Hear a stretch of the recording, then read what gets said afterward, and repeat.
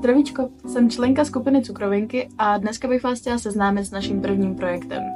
Jedná se o podchod nad San Husova v Plzni. Zaměřili jsme se na místa, která v lidech nevyvolávají úplně nejlepší pocity, ba naopak třeba až strach. Proč jsme si vybrali zrovna San Husovu? Pojďme se podívat na pocitovou mapu Plzně. Červené tečky znázorňují velmi nepříjemné pocity z toho místa a tady je doslova červený roj. Ovšem nemůžeme začít s ničím a očekávat zázraky, takže jsme se rozhodli jenom pro menší část. A co jiného než podchod? Pojďme se podívat sami proč. Zde můžeme vidět hlavní vchod do podchodu.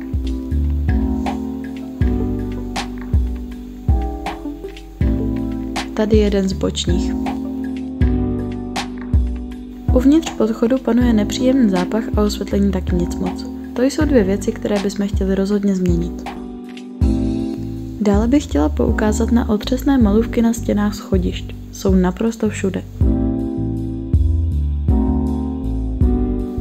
I tady, i po druhé straně. Další z východu je bohužel uzavřen. Ovšem, abych pouze nekritizovala, musím uznat, že některé ze stěn podchodu skrývají umělecká díla. Což je jeden z dalších bodů našeho plánu, který bych chtěla vyzdvihnout.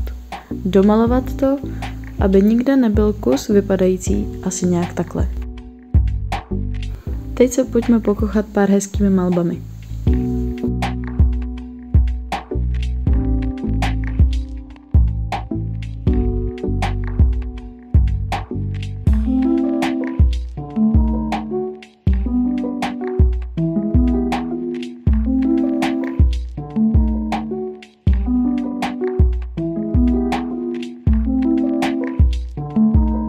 Samozřejmě některé by ocenily korekci. Na tom chceme taky zamakat.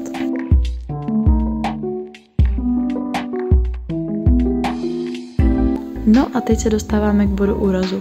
Vchod do haly San Husova.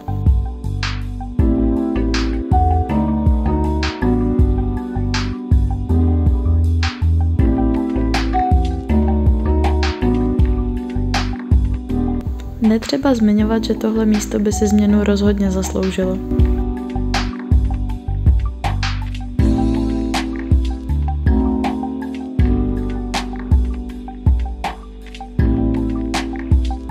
Dále tu máme kousky popadaného stropu a ne úplně vábně vypadající podlahu.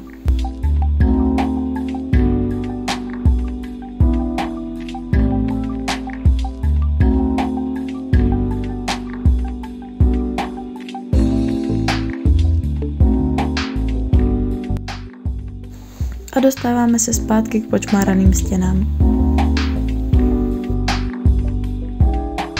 Tohle bylo pár bodů našeho plánu. Tak já se s váma loučím, moc vám děkuju za pozornost a pokud chcete náš projekt podpořit, tak klikněte na tlačítko odebírat nebo nás sledujte na dalších sítích a rozhodně nám pomůžete sdílením. Čau!